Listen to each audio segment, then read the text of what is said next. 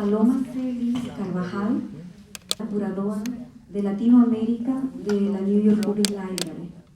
Y bienvenidos a la Biblioteca Pública de Nueva York. Es un enorme placer tenerlos a ustedes aquí. Desde septiembre del año pasado ocupo el puesto de curadora para las colecciones de estudios latinoamericanos, ibéricos y de latinos en Estados Unidos, para la División de Investigación de esta biblioteca. Uno de los aspectos más apasionantes de mi puesto es la colaboración con mis colegas curadores en 3 de los centros de investigación de esta institución. Estos son el edificio Stephen A. Schwarzman, en el cual nos encontramos ahora, el Centro Schomburg de Estudios Africanos, ubicado en Harlem, y la Biblioteca de Artes Escénicas, ubicada en el Lincoln Center. Ahí tienen las fotos de las 3. El lugar principal para las bibliotecas de investigación de lo que es el sistema de bibliotecas de la Biblioteca Pública de Nueva York. Como les decía, cuenta con 53 millones de materiales en sus vastas y diversas colecciones de todos los rincones del mundo y que abarcan desde incunables y manuscritos hasta publicaciones modernas o en formatos poco convencionales. Desde su fundación y con las prestigiosas colecciones de James Lennox y John Jacob Astor como nuestros cimientos, la biblioteca ha coleccionado incansablemente los materiales que documentan y representan las contribuciones culturales e intelectuales de la humanidad, entre ellas las de los países hispanos y lusófonos. Esta biblioteca se distingue, entre otras cosas, por sus materiales sobre el descubrimiento y la conquista de este continente, del continente americano. Mi colega Miriam de Artani ya habló sobre el manuscrito del Nican Mopowa, así que sí, yo no voy a hablar ya más, ese ha mencionado, creo que hubo 2 presentaciones hace 2 días. Por ejemplo, documentos o todos estos vastos materiales que documentan lo que es el descubrimiento y la conquista del continente americano. Tenemos el Nove Insulae 26 Nova Tabula, que es el primer mapa que representa el Nuevo Mundo como un continente. Este forma parte de la edición de la Geografía Universalis de Ptolomeo, editada por el cartógrafo alemán Sebastian Münster en 1545. En este mapa pueden reconocer, déjenme ver si puedo... ¿Sí pueden ver el puntito rojo? ¿Sí?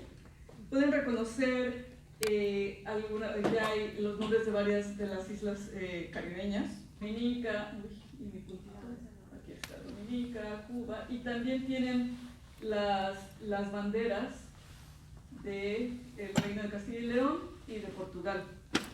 Es decir, ya estaban dividiéndose, como ustedes saben, con el Tratado de Tordesillas, ya se había dividido el Nuevo Mundo. Otro aspecto importante de este mapa es que ya aparece el Estrecho de Magallanes, como tal, abajo. Claro, hay muchas imprecisiones porque no se ha descubierto todo el continente aún. Una de ellas es esta, está ya también la Florida aquí, como ven. Una imprecisión que a mí me parece muy simpática es el lago que aquí se llama Tenochtitlán, que es Tenochtitlán, desemboca en el Golfo de México, lo cual es muy impreciso porque es la Ciudad de México, es decir, no desemboca en el Golfo de México, ¿sí? La carabela que ven aquí es la carabela de Magallanes. Y otro dato curioso de este mapa es que aparece Japón cuando todavía no han llegado los europeos a Japón. Está basado en lo que es la información que se tiene de los viajes de Marco Polo. Entonces es por eso que está también en un lugar que parece muy cercano al Nuevo Mundo, ¿sí? Este mapa se encuentra en nuestra división de mapas en esta biblioteca. Otro ejemplo de nuestras colecciones es la Doctrina Cristiana para la Instrucción e Información de los Indios, del fraile dominico Pedro de Córdoba. Este fue publicado en 1544 y fue escrito originalmente para la evangelización de los pobladores de las islas del Caribe y después adoptado para la evangelización en la Nueva España. Córdoba fue mentor de Bartolomé de las Casas y ambos fueron grandes defensores por el trato digno a los pueblos originarios de estas tierras. Este libro se imprimió en la Ciudad de México casi un siglo antes del primer libro que se imprimió en este país, en Estados Unidos. Es decir, le llevaba ventaja por casi un siglo la historia de la imprenta y la creación de libros. En lo que era la Nueva España o los territorios españoles frente a los territorios de las 13 colonias. Cabe señalar que de los 135 incunables latinoamericanos que se sabe aún existen, esta biblioteca cuenta con 61 de ellos, lo que la convierte en la segunda colección más completa de impresos americanos del siglo XVI, y me refiero a americanos del continente americano, ¿sí? Después de la biblioteca John Carter Brown, que está en la Universidad de Brown. Otra obra por destacar es La Inundación Castálida, que fue publicada en Madrid en 1689. Esta es la primera edición del primer libro de Sor Juana Inés de la Cruz, la cual es considerada la más importante poeta del barroco americano. Asimismo, nuestras colecciones incluyen diversos tipos de materiales y épocas. Un ejemplo más reciente es el artículo original escrito a máquina y con el título en puño y letra de Pablo Neruda, el cual hizo por invitación de Herbert Mitkan para el New York Times. Unos meses antes, si ven las fechas, 1973, fue unos meses antes de su muerte. Este artículo de opinión se publicó traducido al inglés como Watergate Everywhere en julio de 1973. Lo acompaña esta nota, escrita a mano por Neruda. Todo el artículo está escrito en español. Como ven, con su puño y letra está el logo de Isla Negra, es decir, el papel membretado de Isla Negra, y él con su puño y letra al final escribió el título de su artículo. Junto con el artículo envió esta pequeña nota para Mitkan donde se disculpa por lo que él considera sus pocas habilidades para escribir artículos periodísticos. El artículo completo y toda la correspondencia entre Mitkan y Neruda están en nuestra colección Berg de literatura estadounidense, inglesa, perdón. Otros tesoros en nuestros archivos, como ven, no solamente son libros, mapas, también tenemos materiales de archivo. Es este manuscrito original del cuento La Lotería en Babilonia, de Jorge Luis Borges. Ahí tienen pueden ver la letra de Borges. La otra imagen es la portada del cuadernito. Es un cuadernito muy pequeñito, delgadito, y esta es la forma en que está guardado en nuestra división de libros antiguos, archivos y manuscritos. Este cuento se publicó en la revista Sur en 1941 y subsecuentemente formó parte de la colección de cuentos El Jardín de los Senderos que se bifurcan y más adelante en ficciones. Otro ejemplo de lo que pueden encontrar en nuestros archivos son estas notas, estas anotaciones de la escritora mexicana Carmen Boullosa para su novela Texas. Me imagino que ustedes ya algunos saben de qué trata. Texas explora la compleja relación entre la frontera entre México y Estados Unidos, un tema bastante actual en este momento. Es muy interesante todas las anotaciones y los dibujos que hace en cuanto a la frontera para poder seguir escribiendo y llevando relación del desarrollo de sus personajes. El alcance del acervo en esta biblioteca incluye materiales visuales, como son la fotografía, el arte impreso, además de la fotografía de Jan Polsky, que ya les enseñé. Quisiera mostrarles este grabado de la colección Posada. Nuestra colección incluye 700 piezas de principios del siglo XX, la mayoría ilustradas por el grabador mexicano José Guadalupe Posada. Otra pieza de nuestra colección de artes visuales es esta fotografía del peruano Martín Chambi, la cual ejemplifica la hermosa y aguda documentación visual que hizo de la cultura andina. Nuestras colecciones no solo se enfocan en el pasado, sino también están fuertemente ancladas en la producción cultural e intelectual contemporánea. Ejemplo de ello es nuestro incipiente acervo de libros cartoneros, que en sus más de 500 volúmenes contiene la literatura alternativa más actual del mundo iberoamericano. La presencia iberoamericana en esta biblioteca no solo yace en los materiales que contiene, como los que les he mostrado, sino también en sus usuarios, es decir, en ustedes. en los investigadores o en cualquiera que quiera adentrarse en este mundo. Gracias.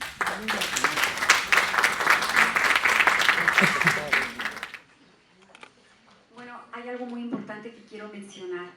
¿Se recuerdan de este proyecto que hablamos de las obras gráficas? Cada uno de estos grandes poetas están con su puño y letra escritas en esas gráficas. Cada uno de estos grandes poetas forman parte de estas gráficas.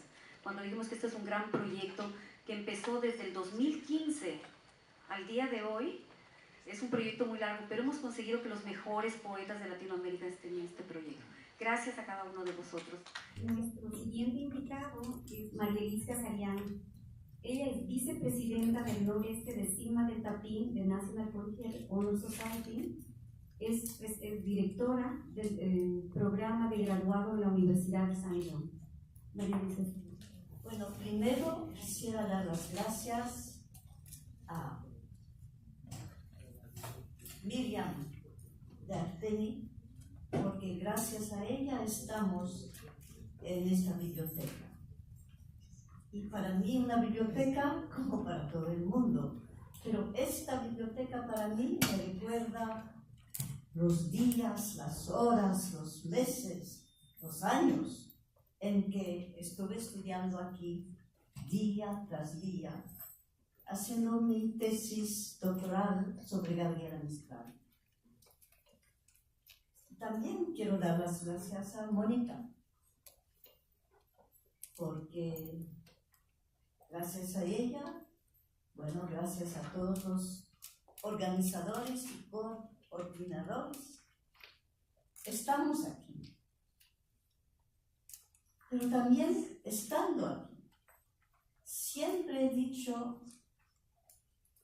a mis estudiantes, ¿qué pasaría si de repente todos los libros se abrieran de par en par y empezaran a hablar?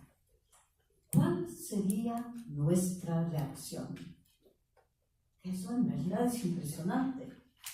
Escuchar a todos los personajes hablándonos. Por supuesto, entonces es el desarrollo de la imaginación y el contraste, el robot que estamos creando día tras día y el deseo nuestro de animar al estudiante a poder soñar, a pensar qué es la imaginación. Y a veces yo pregunto a los estudiantes, ¿qué es más importante para ustedes? ¿Lo real o lo fantástico? Y me miran como si estuviera hablando en un idioma extraño. Y luego se dan cuenta, sí, la imaginación es importante. Y por eso, a través de Sigma del Tapí, he podido invitar a una cantidad enorme de escritores, tanto de España como de Hispanoamérica.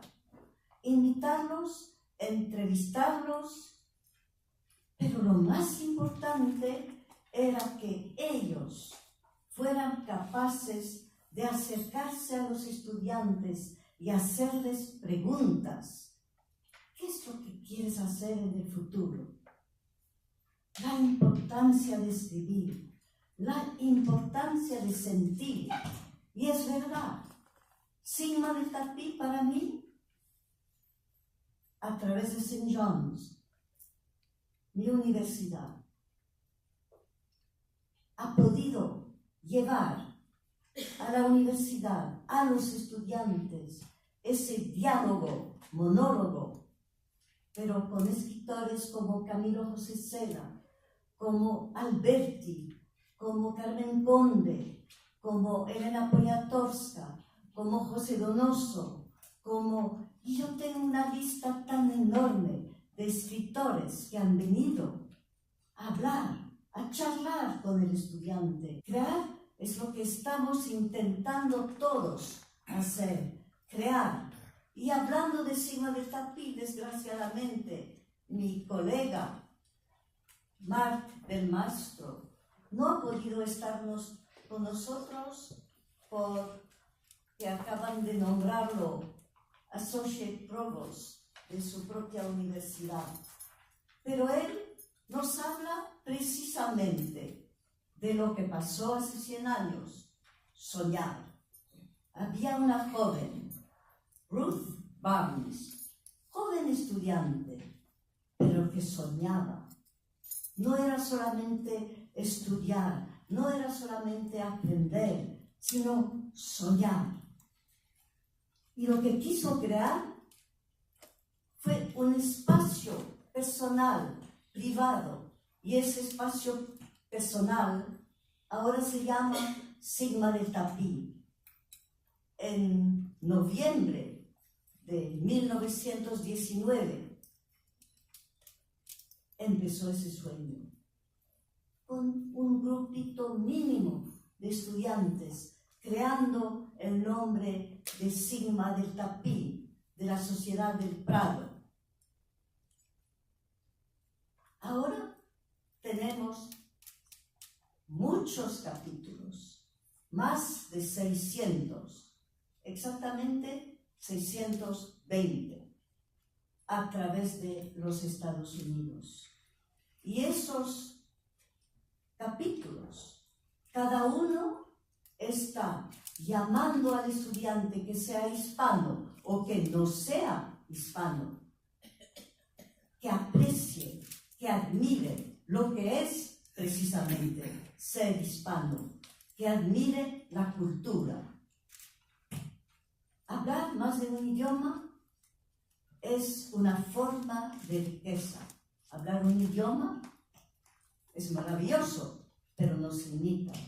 Porque el idioma no es solamente la lengua, es su música, es su forma de acercarse a Dios, es su manera de rezar, es su manera de cantar. Por eso hace un momento yo decía a Mónica, canta, porque ella tiene una voz preciosa. Y que me hizo la sorpresa un día, el día de mi cumpleaños, el 3 de octubre, de repente en un restaurante, levantarse de la mesa y cantar. Eso es soñar, eso es arte.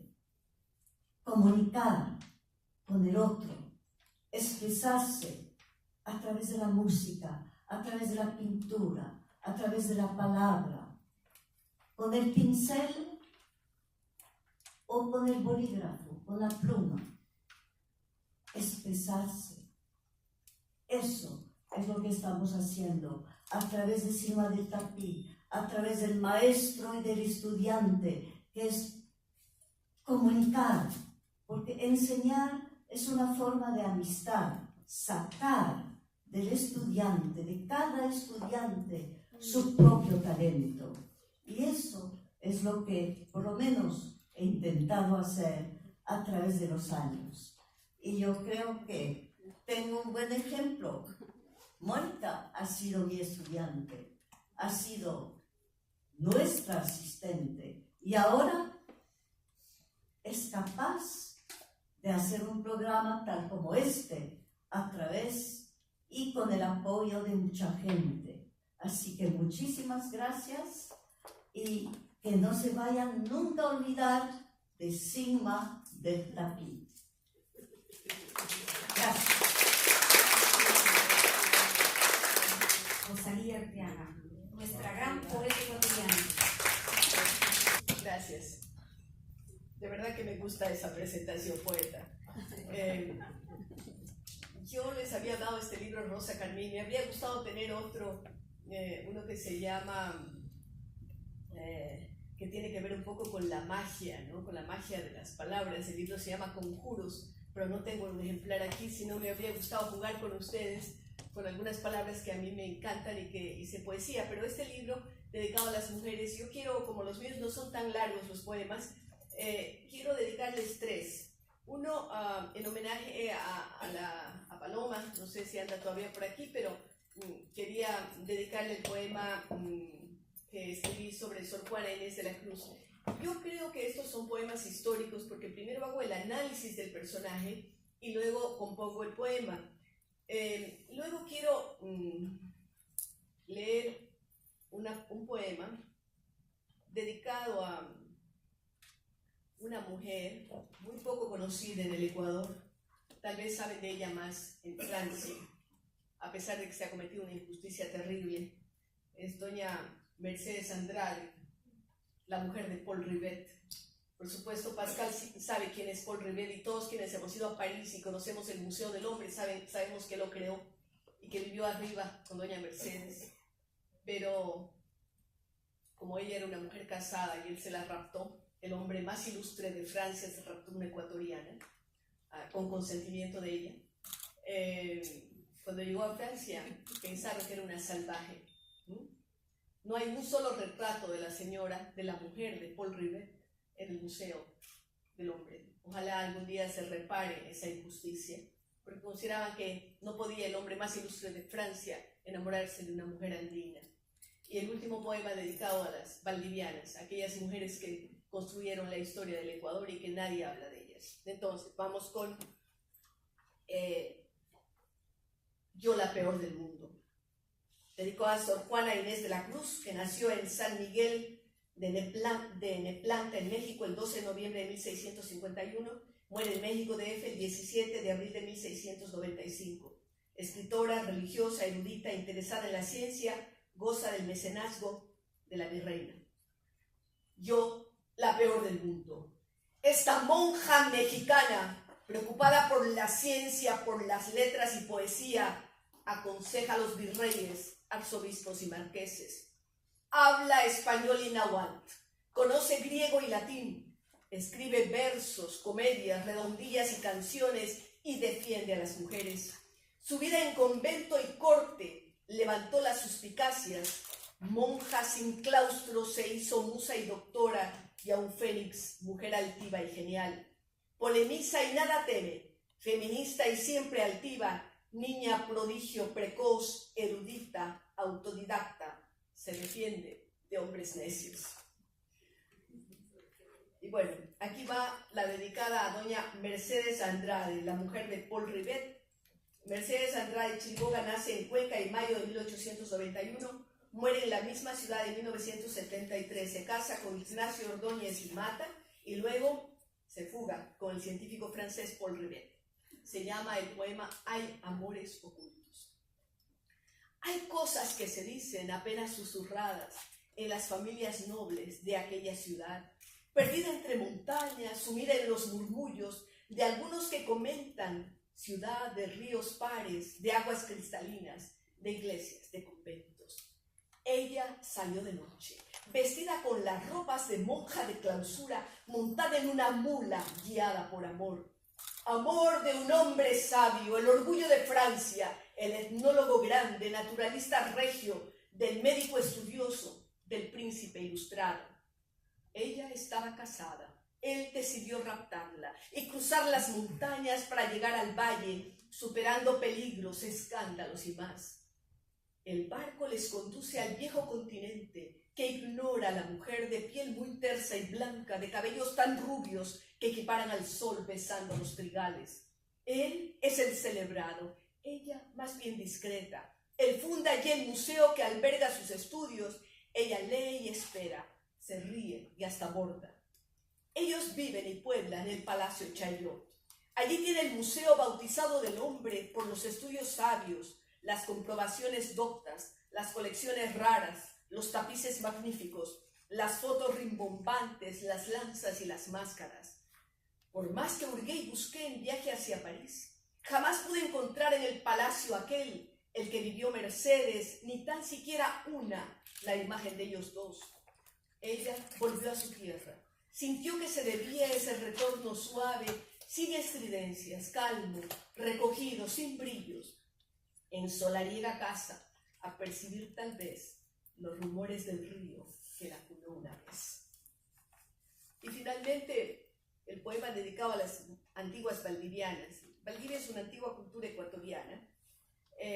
Las Venus de Valdivia, que son estos figurines de terracota, fueron descubiertos en la península de Santa Elena, pertenecientes a una cultura que data 3.500 y 4.000 años antes de Cristo, hasta el 1800.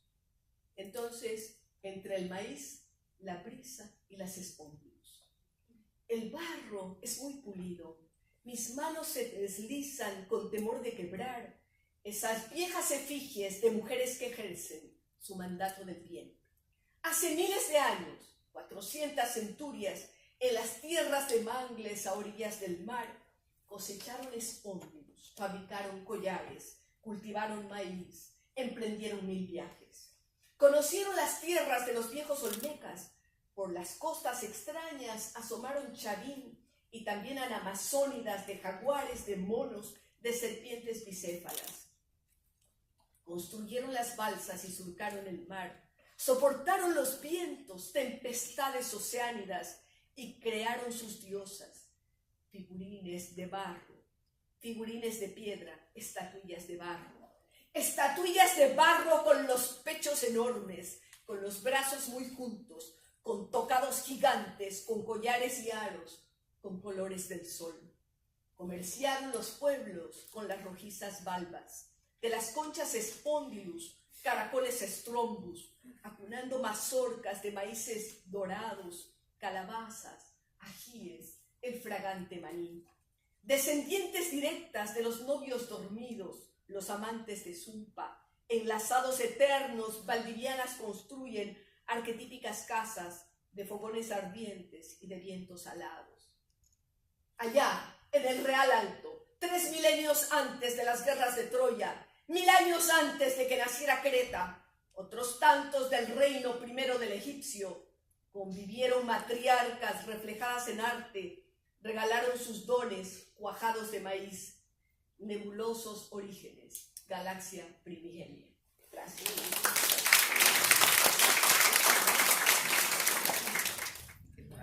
Marta López Loazas, es un honor tenerte aquí, por favor. Muchas gracias por haberme invitado.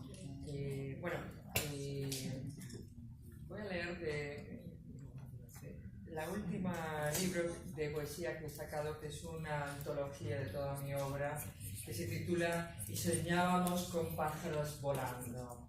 Y voy a leer uno de los poemas que pertenecen a los arquitectos de lo imaginario. Y el poema se titula Eternos bosques del tiempo. Y lleva una cita de un poeta que yo admiro mucho, Jean Peirce, y dice: en las fronteras de lo humano. Lo busqué por los diversos senderos del silencio, de la lluvia, del rocío y la tormenta. De su presencia sentí el desafío, su similitud con las llamas, el agua, los vientos. De su porvenir supe el predecir de un eclipse, la encarnación del fuego, la llamada del ábrego. Y esto es un poco la última parte del libro, y voy a leer otro poema que refleja eso más, ¿no? Esa parte del libro, que se llama A Translanguage Poem. Y tiene una pequeña cita de Elizabeth Bishop que dice: Taking a cab in the middle of the night, driving us to save your soul, where the road goes around and around the park, and the mirror glares like a moral orb. Vienes, are you coming? Apúrate, llega, hurry up, come up. Sube por el Hudson, go up the Hudson, cruza la ciudad por el Central Park, cross to the other side of the city by Central Park, y llama: I'm coming. Vienes, are you coming? En el East River, up the East River, un barco nos llevará, a ship will take us, alrededor de la isla, around the island. Una y otra vez, once and again, para que veas, so you can see, asomarse entre las torres gemelas, appear through the twin towers, el vacío que nos engendra, the emptiness that begets. Vienes, are you coming? Brooklyn aún espera, Brooklyn still awaits ser descubierta, to be discovered, desea ser Manhattan, y su puente cuelga. It wishes to be Manhattan, and it believes, hence, como una pérdida, hopeless. La envidia no quiere ver. It's envy, doesn't let her see. La isla que la niega, the island denies it. ¿Quién es? Are you coming? Aún te espero. I am still waiting. Y veo por la ventana, and I see through the window, la neblina de otra ciudad, the mist of another city, que me marca, that leaves its mark on me. Llega, apura, salgamos. Come, hurry up, let's go. Protegida por el anonimato, protected by anonymity. La noche nos fuerza, the night compels us, a enmascararnos, to discuss us. ¿Vienes? Are you coming? El metro pasa por el Bronx, the subway goes through the Bronx. Sus ojos sin pestañas, his eyes without eyelids, te persiguen desde la ventana, haunts you from the window. ¿Vienes? Are you coming? ¿O prefieres llegar por la mañana? Or you rather come in the morning, cuando la ciudad muera, when the city dies, sin haber cumplido su promesa, before meeting his promise. Gracias. Presencia aquí, que es la que le da sentido a todo este evento. Primero, decirles mi nombre, como lo dijo Mónica, mi nombre es Carlos Aguasaco, soy colombiano, soy profesor de estudios culturales latinoamericanos y el actual director encargado del Departamento de Estudios Interdisciplinarios en the City College of New York. Tiene un amigo más aquí en Nueva York para los que vienen de fuera y para los colegas que están acá. Consideren pasar un día por nuestra sede o participar en uno de nuestros congresos. Además de eso, agradecerle a Mónica su energía, su trabajo, su entrega, su capacidad de soñar para organizar este tipo de eventos. A Marielis, el gusto de siempre verla, de contar con su presencia y con todo lo que ella sabe, todo lo que le ha aportado la literatura aquí en los Estados Unidos y en el mundo. A las señoras juezas y a la señora presidente, el orgullo de saber que finalmente ha llegado una época en la que la mitad de la población puede soñar con llegar a tener lo que es apenas lógico, y es la mitad de la representatividad. Eso es lo natural. Lo antinatural es lo que tenemos ahora. Lo natural es que la mitad de la población tenga la mitad de las posiciones de poder. Y ahí, entonces, el único poema que les voy a leer el día de hoy, de este libro que se llama Piedra de Guadalquivir, que incluye una serie sobre la narcoviolencia en México, sobre la violencia en México. Cuando yo comencé a investigar para escribir este libro, porque la poesía también se investiga, quise escribir un libro sobre las víctimas de feminicidio en Juárez, en Ciudad Juárez. Y me di cuenta de que la gran mayoría de los poemas que se escribían sobre las muertas de Juárez eran poemas que hablaban de cómo se sentía el poeta frente a esa situación y no necesariamente de las víctimas. Pensé entonces que quizá la mejor alternativa sería intentar un poema que fuera construido con los nombres reales de las víctimas de feminicidio reciente en Ciudad Juárez. Lo único que hice fue prestar mi oído de escritor para darle algo de ritmo. Lo que voy a leer ahora, tristemente, es un poema que crece todos los días, que se alarga y que no ha sido escrito por mí, sino por la historia. Entonces, con ustedes, para ustedes, Las Muertas de Juárez, poema compuesto con la lista real de los nombres de las víctimas de feminicidio reciente en Ciudad Juárez, México. ¿Qué sabes de Adriana, Aida, Alejandra, Alicia, Alma, Amalia, Amelia o Amparo? ¿Qué sabes de Ana, Apolonia, Araceli con Y o Bárbara? ¿Qué sabes de Berta, Blanca, Brenda, Brisa, Carolina, Cecilia, Celia, Cintia, Clara, Claudia o Dalia? ¿Qué sabes de Daisy, Domitila, Donna, Dora, Elba, Elena o Elsa? ¿Qué sabes de ellas, de alguna de ellas o de Elizabeth, Elodia, Elba con V, Elvira, Emilia o Heréndida? ¿Qué sabes de ellas, de alguna de ellas, de sus muertes, de sus últimas palabras, o de Erika, Erika con K, Esmeralda, Estefanía, Eugenia, Fabiola, Fátima, Flor o Francisca? ¿Qué sabes de ellas, de alguna de ellas, de sus muertes, de sus últimas palabras, de sus llamados de auxilio, del hilo de sangre con que llevaban el alma atada al cuerpo de Gabriela, Gladys, Gloria, Graciela, Guadalupe, Guillermina, Esther con su hacha invisible en el aire, o de Hilda? ¿Qué sabes de ellas, de alguna de ellas, de sus sueños, de sus recuerdos, de sus lápidas, o de Ignacia, Inés, Irene, Irma, Jacqueline, Jessica con doble S y sin acento, Juana, Julia o Julieta? ¿Qué sabes de ellas, de cualquiera de ellas, de los ojos que lloran su ausencia, o de Karina, Laura, Leticia, Lidia, Liliana, Linda, Lorenza, Lourdes, Luz o Manuela? ¿Qué sabes de ellas, de la más joven de ellas, de sus manos juntas como en oración buscando la paz de la justicia, o de Marcela, Margarita, María, María, María, María, 40 veces María? ¿Qué sabes de ellas, de alguna de ellas, de sus memorias, de sus sonrisas acalladas con violencia, o de Maribel, Maritza, Marta, Mayra, Merced, Mireya, Miriam o Nancy? ¿Qué sabes de ellas, de la más baja de ellas, de sus zapatos con lodo, de su relicario de plata, de su mano entreabierta y levantada como para saludarte, o de Nelly, Nora, Norma, Olga, Otilia o Paloma? ¿Qué sabes de ellas, de todas ellas, de la primera de ellas, de su sombra en la tierra, de su corazón roto 3 veces y a la vez 3 veces surcido con llanto, de Patricia, Paula, Paulina, Perla, Petra o Raquel? ¿Qué sabes de ellas, de la segunda de ellas, de sus primeros pasos, de sus muñecas, de su espejo de azogue, o de Reina, Rocío, Rosa, Rosa, Rosa, como en un coro de rosas, Rosalba, Rosario o Sandra? ¿Qué sabes de ellas, de la más vieja de ellas, de sus primeras letras, de sus gastos, de sus deudas, o de Silvia, Silvia y Silvia, Sofía, Soledad, Sonia, Susana o Teodora?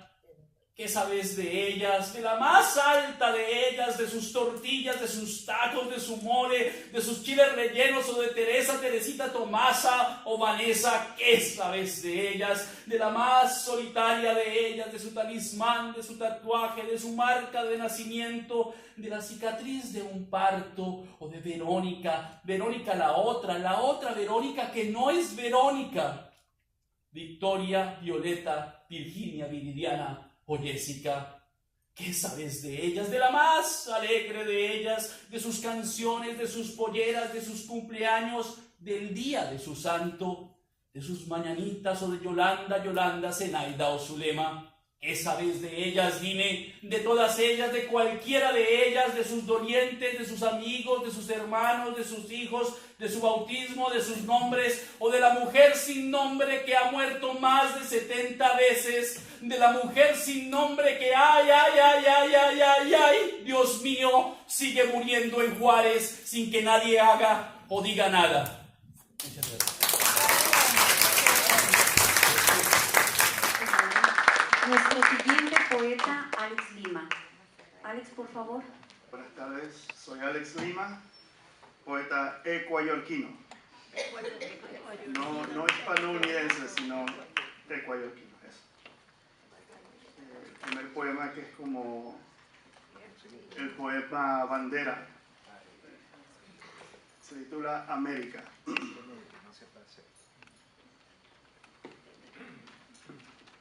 ¿Quién va a recibirte con los brazos abiertos cuando las planicies te congelen los pies descalzos?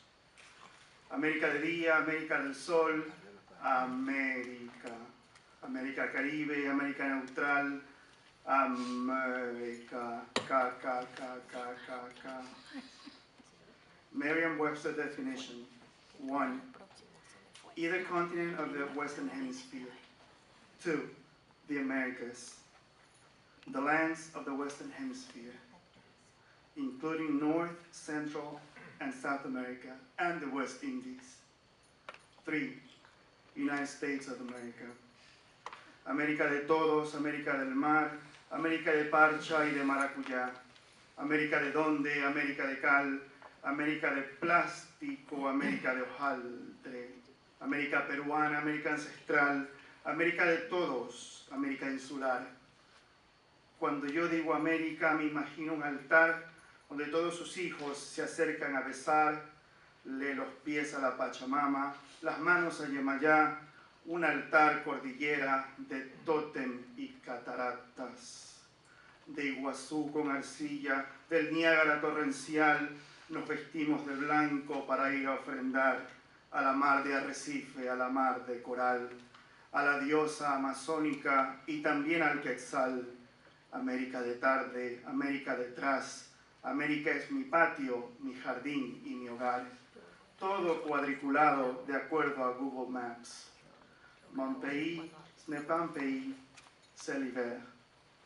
América de iridio, América de gas, América escrituras, América milar. Como nos advirtió Martí, solo el perdón de tus hijos nos podrá salvar. América de letras, América virtual, América de horrores, América sin par. Solo el valor de tus hijas nos podrá salvar. América perdones, América Jonás, América patagónica, América esquimal. Solo el aullido de un lobo nos podrá salvar. América de seda, América viral, América que tiembla, América huracán, América catástrofe, América mortal, América de plywood, hormigón y totora. América de noche, nada que declarar, América grandiosa, too big para fracasar. América corrupta, América de stocks, América del toro y el oso colosal. Mejor que sea del búfalo en estampida predial y por encima huele el cóndor con su hermoso wingspan. América vespucha de cobre de ultramar, América frontera del hombre self-made man. América guayabera, América baseball cap, América chancletas, América flip-flops. América half naked, América calata, América de flauta, ponzoña y bandoneón. América yoruba, de semí, jesuita, América morocha, trigueña y colorada. América que suda, América tropical, América vecinos, un canto de hermandad. Good fences make good neighbors. No hay muros en la mar. Cuando yo digo América, me imagino un lugar where we all get together por la tarde a cantar la canción de la abuela a las faldas de un volcán. América at midnight, América madrugada, América despierta before it gets too dark.